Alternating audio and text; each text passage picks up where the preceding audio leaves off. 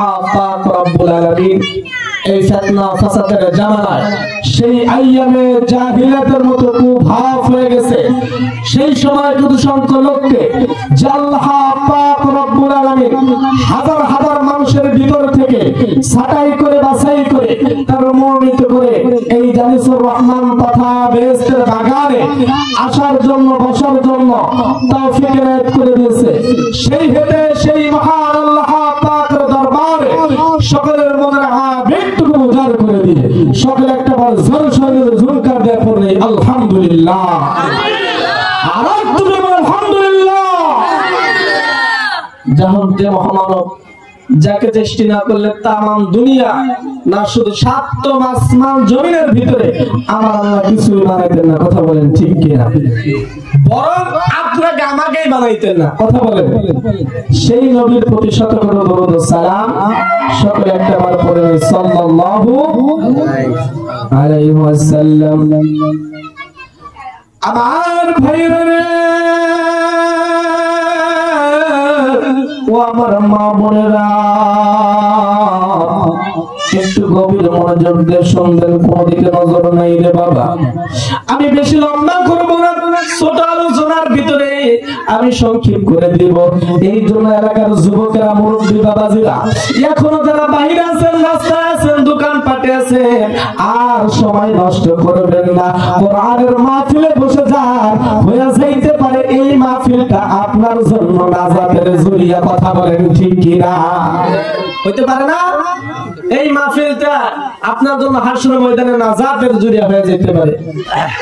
ওয়াজের শুরুতেই বলে নেই, আল্লাহর নবীর একটা হাদিস।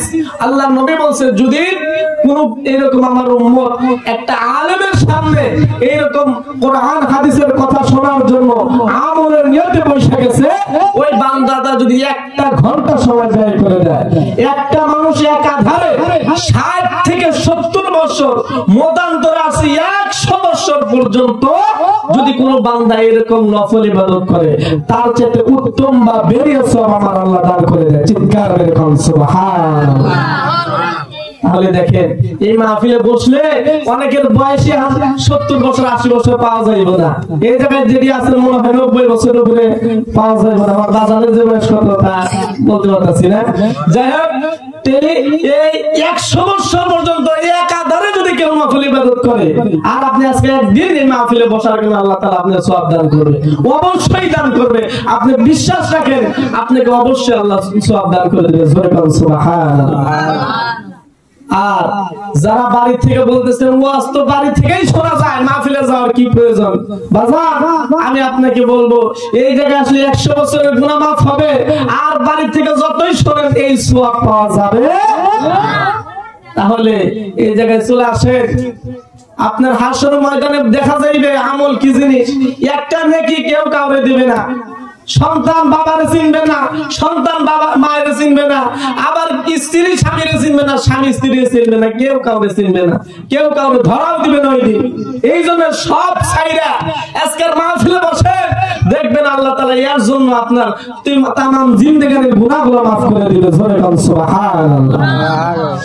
আমার ভাইরা, আমার বন্ধুরা, একটু গভীর মনোযোগ দেন। আমার আল্লাহ রাব্বুল আলামিনের বিশাল ভান্ডার কোরআনুল কারীমের ভিতরে থেকে ছোট্ট একটা আয়াতে কারিমা তেলাওয়াত করেছি। কি তেলাওয়াত করেছি? আমার আল্লাহ রাব্বুল আলামিন ঘোষণা করে দিতেছে, ইয়া আইয়ুহাল্লাযীনা আমানু দুখুলু ফিস-সিলমি কাফা। আল্লাহু আকবার।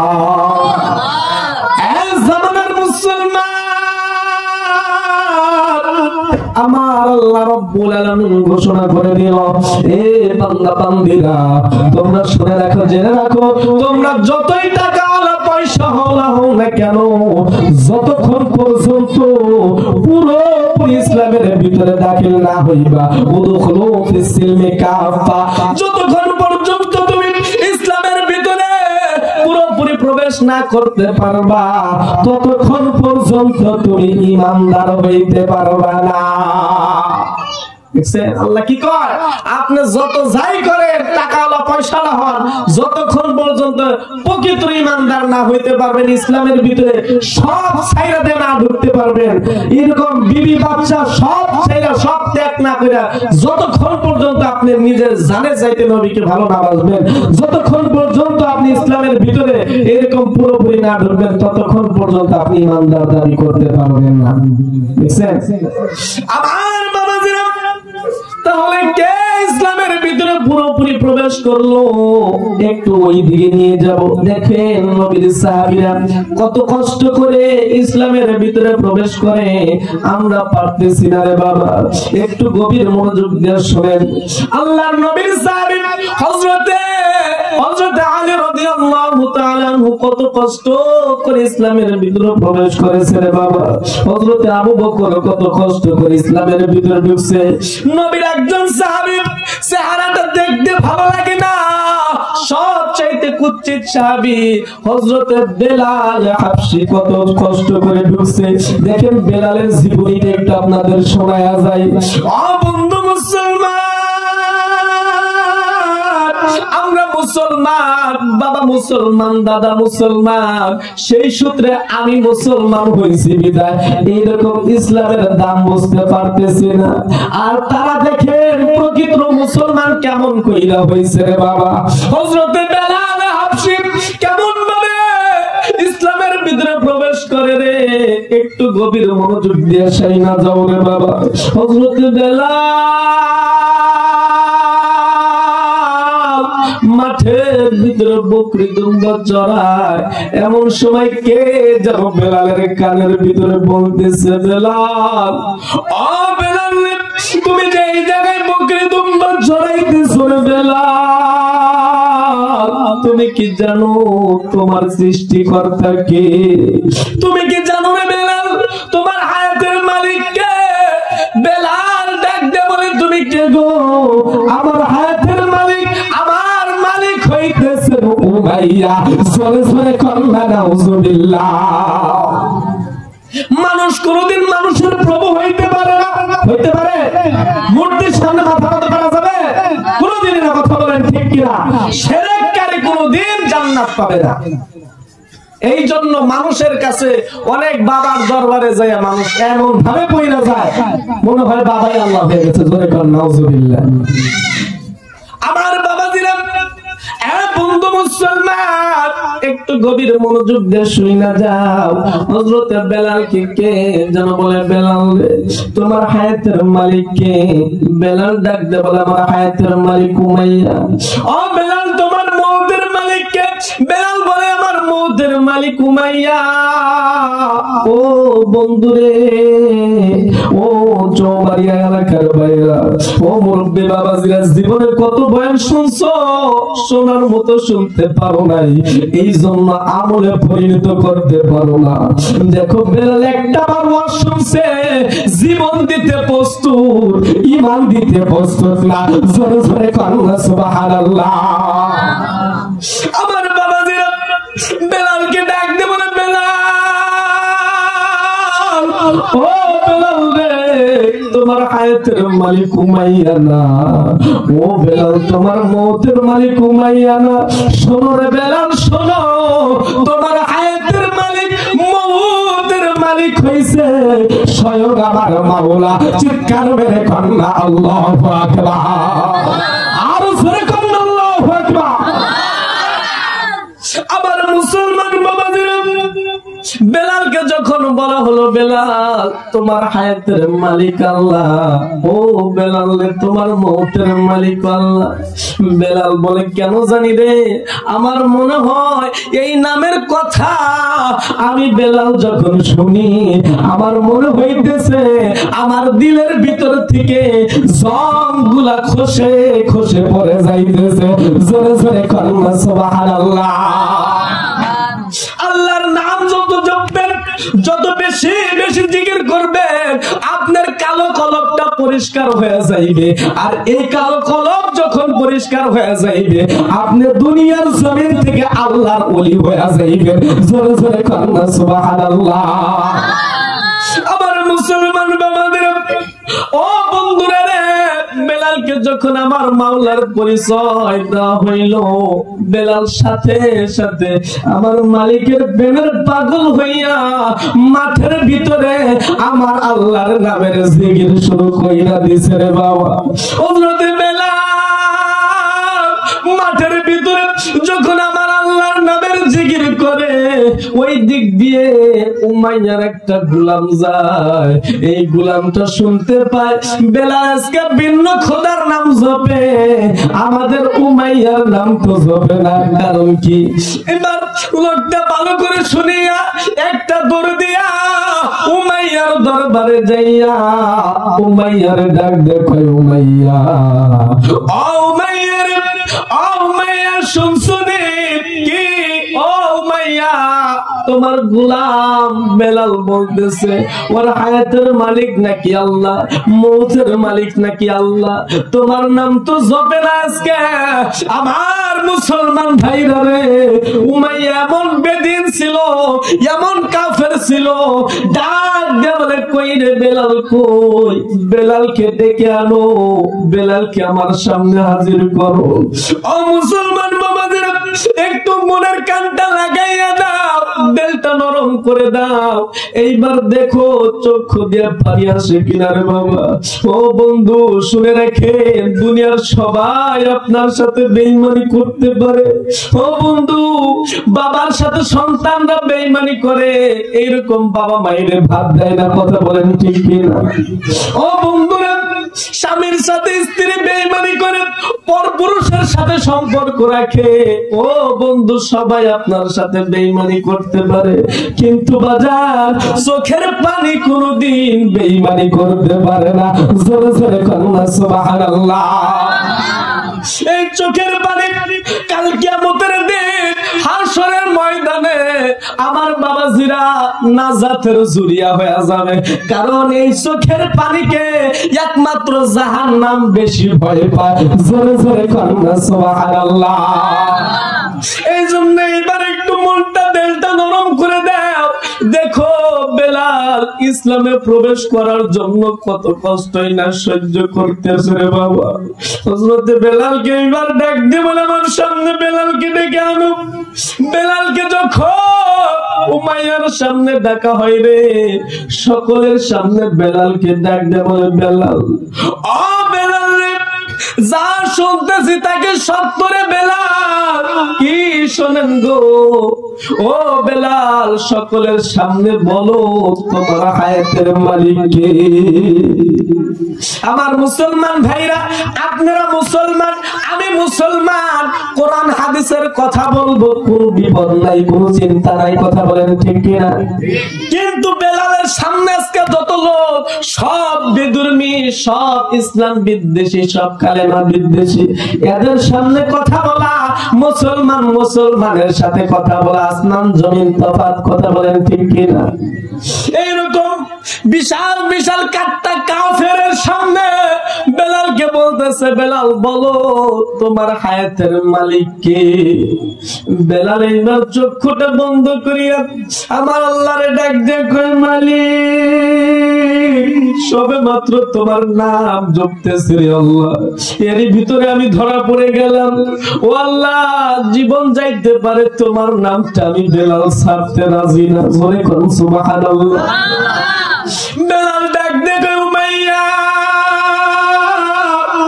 ও উমাইয়া শুনে নেন, জেনে নেন, আপনারে যে আল্লাহ বানাইছে আমি বেলালকেও সে আল্লাহ বানাইছে। জোরে জোরে কন্যা সুবহানাল্লাহ। উমাইয়া এবার ডাক দেখে তোর রিজিকের মালিক কে? বেলাল এইবার বলে আমার রিজিকের মালিক আল্লাহ। ও আমার বাবাজিরা, আমি জানতে চাই আমাদের রিজিকের মালিক কে? আরো শুনে বলেন আমাদের হায়াতের মালিক কে? আমাদের মওতের মালিক কে? ও মুসলমান, বেলালকে যখন এইরকম ভাবে বলতেছে বেলাল বলো রে বেলাল, বলো তোমার রিজিকের মালিক কে? বেলাল এইবার নির্বিধায় বলতেছে আমার হায়াতের মালিক, মওতের মালিক আল্লাহ। উমাইয়া এমন বেদিন রে, এমন কাফের, সাথে সাথে ডাক দে বলে বেলাল এই নাম আর একটা বার জপবি না। ও বেলাল শোন, তোর হায়াতের মালিক মউতের মালিক আমি উমাইয়া। জোরে জোরে কর নাউজুবিল্লাহ। উমাইয়ার সামনে বেলাল ডাক দে কয় উমাইয়া রে সইতে পারি না, মানতে পারি না। ও উমাইয়া, মানুষ কোনদিন মানুষের প্রভু হইতে পারে না, তুমি কোনদিনও আমার প্রভু হইবা না। এই কথা বলা মাত্র বেদিন উমাইয়া পিছন থেকে চাবুকটা টান দেয়া পারিয়া বলে মানবি না, এই চাবুকের আঘাত সহ্য করবি। উমাইয়া বলে যেই নামে একবার জপছি ওই নামের জন্য হাসি মুখে জীবন দিব, কোনো সমস্যা হবে না। জোরে জোরে কন্যা সুবহানাল্লাহ। ঈমান কারে বলে? ঈমান কি জিনিস? কাফেরের সামনে বেলাল ডাক দেয়া বলে আমি কোনদিন এই নাম ছাড়তে পারবো না। সাথে সাথে বেঈমানটা উমাইয়া বেলালের পিঠের উপরে এমন ভাবে চাবুক মারতে শুরু করে দিছে রে, বেলালের পিঠটা ক্ষত বিক্ষত হয়ে যাইতেছে। বেলাল তারপরে বলে আমি কোনদিনের মানবো না, আমার আল্লাহর ডাক দেখো মালিক। ও রব্বুল আলামিন, দেখো দেখো রে আল্লাহ, শুধুমাত্র তোমার নাম জপার কারণে উমাইয়া আমারে কতই না কষ্ট দিতেছে রে আল্লাহ। ও রব্বুল আলামিন, আল্লাহ ও রব্বে কারীম আল্লাহ, নবী মুহাম্মদের নাম শুনছি, তার কাছে এখন পর্যন্ত যাই নাই আল্লাহ, তার হাতে কালেমা পড়তে পারি নাই আল্লাহ। আমাকে ওই নবীর হাতে কালেমা না পড়া পর্যন্ত আমি বেলালের মৃত্যু দিও না। জোরে জোরে কন্যা সুবহানাল্লাহ। এই কথা যখন বলছে রে উমাইয়া আরো বেশি থেকে বেশি বেলালের উপর আঘাত শুরু করে দিছে। জোরে জোরে কন্যা নাউজুবিল্লাহ। ওরে মানুষকে বানাইছে আল্লাহ প্রেমের কারণে, বলো মানুষকে বানাইছে আল্লাহ প্রেমের কারণে। রে প্রেমের ডুরি বান্ধর মদিনার সরে জবান ছেড়ে বলে না, মানুষকে বানাইছে আল্লাহ কারণে। রে প্রেমের ডুরি বান্ধর মদিনার সনে। ওরে আল্লাহ বানাই কত জাতি, জোরে কোন আল্লাহু আকবার। রে আল্লাহ বানাই কত জাতি, বাবা হইল না তো প্রেম প্রীতি সবাই। আল্লাহ বানাই কত জাতি, হাইরে হইল না তো প্রেম প্রীতি। ওই যে অবশেষে বানায় মানুষ, অবশেষে বানায় মানুষ প্রেমের কারণে সবাই। অবশেষে বানায় মানুষ প্রেমের কারণে। প্রেমের ডুরি বান্ধরে মদিনার সনে, বলেন প্রেমের ডুরি বান্ধরে মদিনার সনে। ওই যে আল্লাহ যখন ছিল একা, নাহি ছিল কোন সখা। জোরে কন্যা মারহাবা। হায়রে আল্লাহ যখন ছিল একা, হায়রে নাহি ছিল কোন সখা। ওই যে নূর নবী বানাইছে আল্লাহ প্রেমের কারণে, বলো নূর নবী বানাইল আল্লাহ প্রেমের কারণে। হায়রে প্রেমের ডুরি বান্ধর মদিনার সনে। আল্লাহুম্মা সাল্লি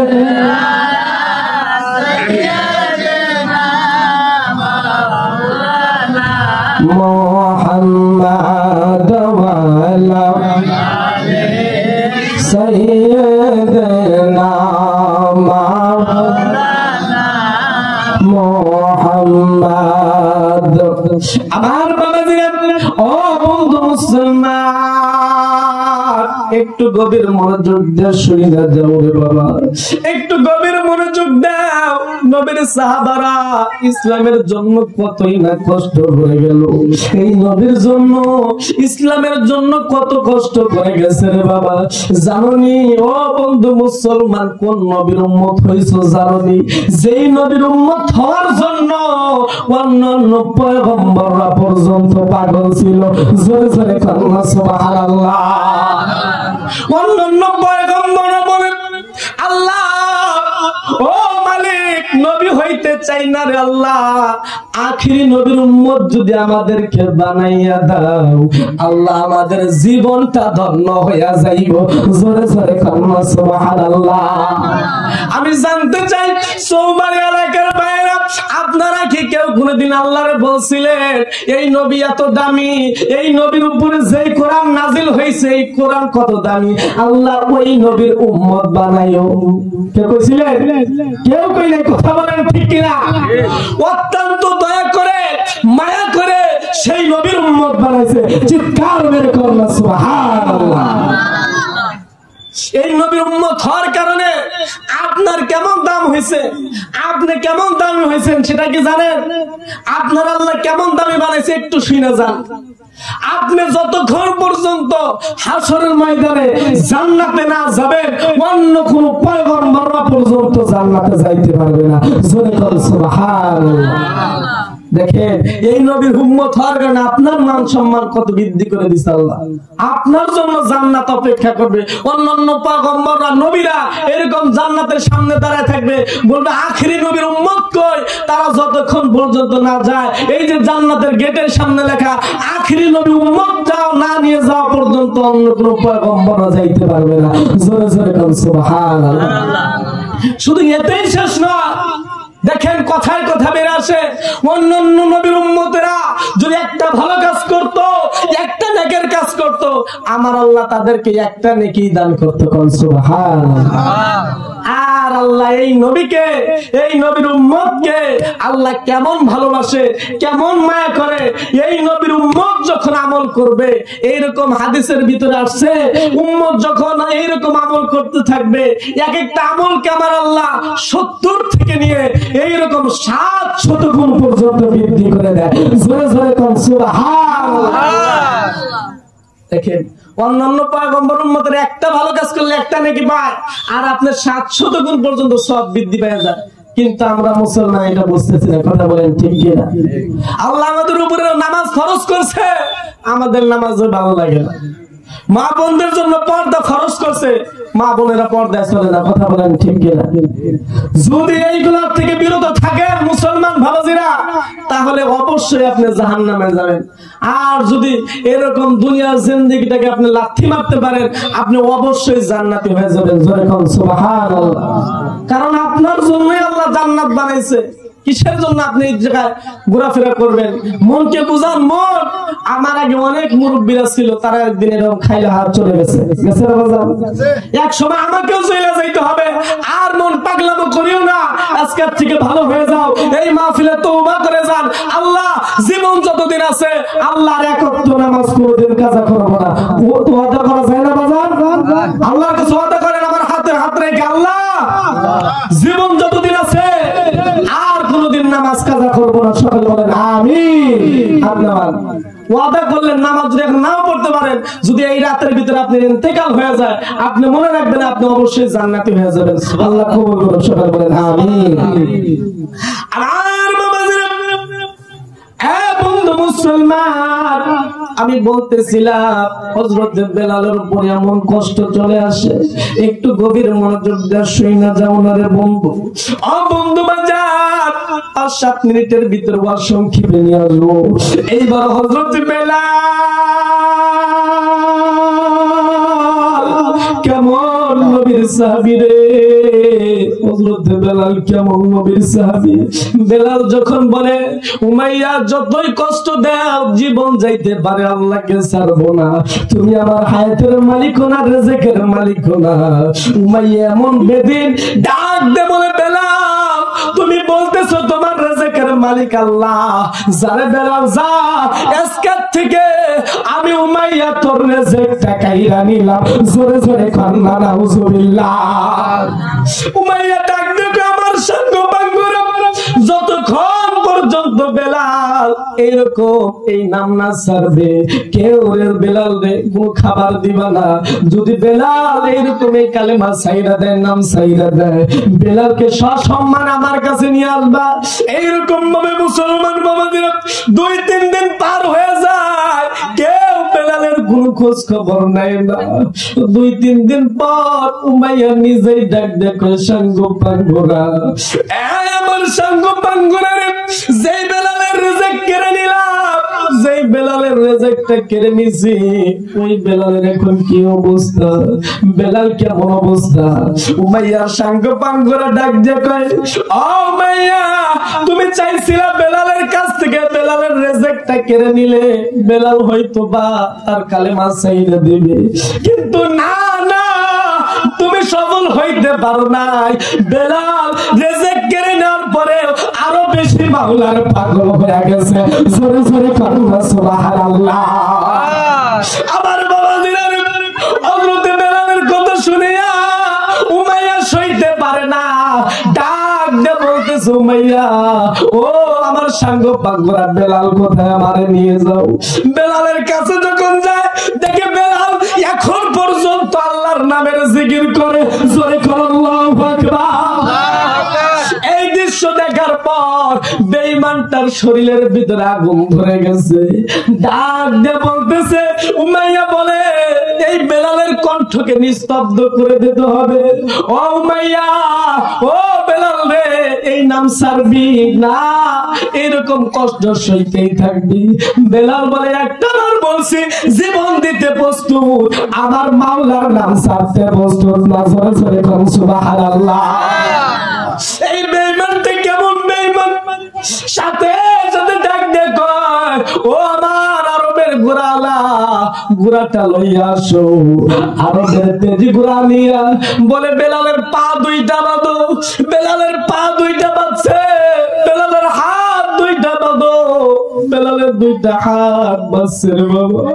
বেলালের হাতে রশি, পায়ে রশি লাগাইয়া এই আমার বাবাজিরা ঘোড়ার পিছনে বাঁধিয়া উত্তপ্ত গরম বালু, এই বালুর উপর দিয়ে বেলাল কি এমন ভাবে টানতে শুরু করে দিচ্ছে রে মুসলমান, কলিজাটা সহ্য করতে পারি না।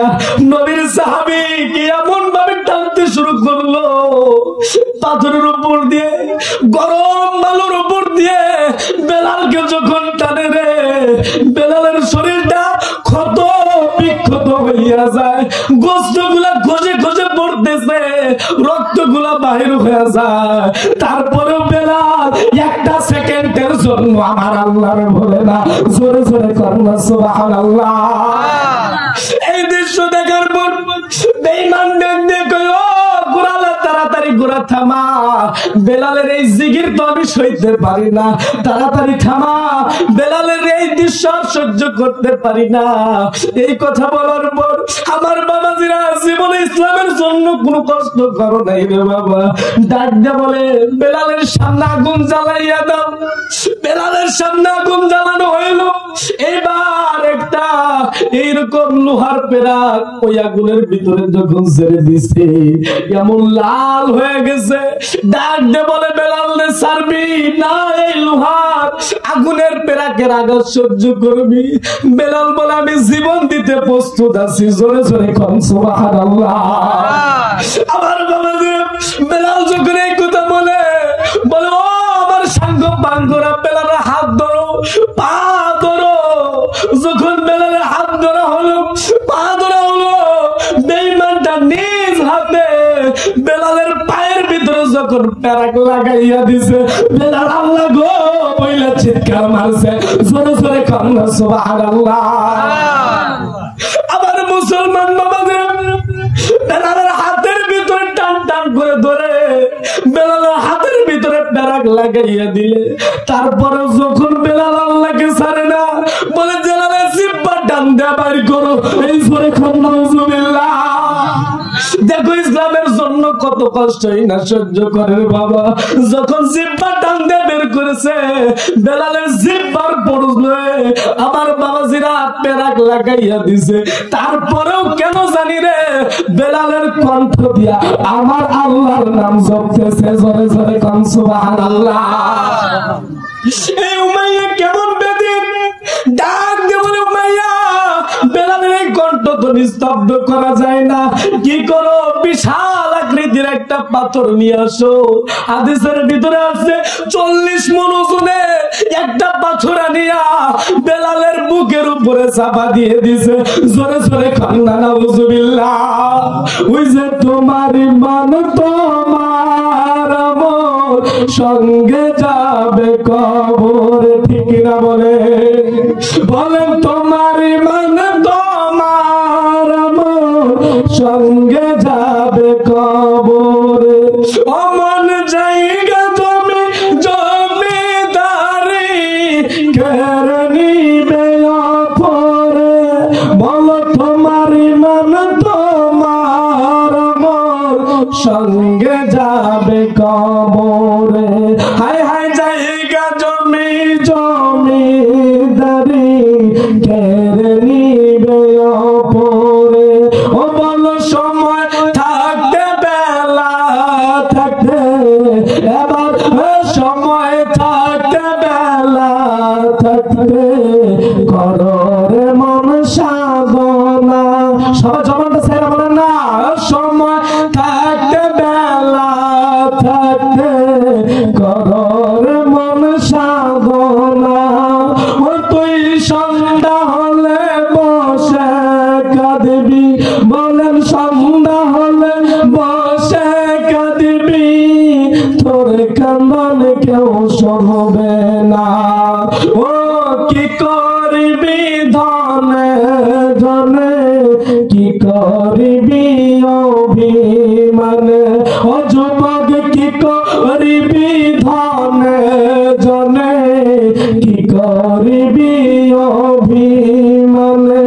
ও তোর যাইতে হবে গোরস্থানে, যাইতে হবে কিনা বলেন? কি করবি ধনে জনে, কি করবি অভিমানে। ও তোর যাইতে হবে গোরস্থানে, হিসাব নিকাশ দিতে হবে হাসরের ওই ময়দানে। আল্লাহুম্মা সাল্লি মাওলানা মুহাম্মদ ওয়া আলি সাইয়্যিদিনা মাওলানা মুহাম্মদ। দিবানিশি মন রে আমার আর দিও না যন্ত্রণা। ওই যে ধনে যদি হইতাম ধনী, যাইতাম সোনার মদিনা। আল্লাহুম্মা সাল্লি আলা সাইয়্যিদিনা মাওলানা মুহাম্মদ ওয়া আলি সাইয়্যিদিনা মাওলানা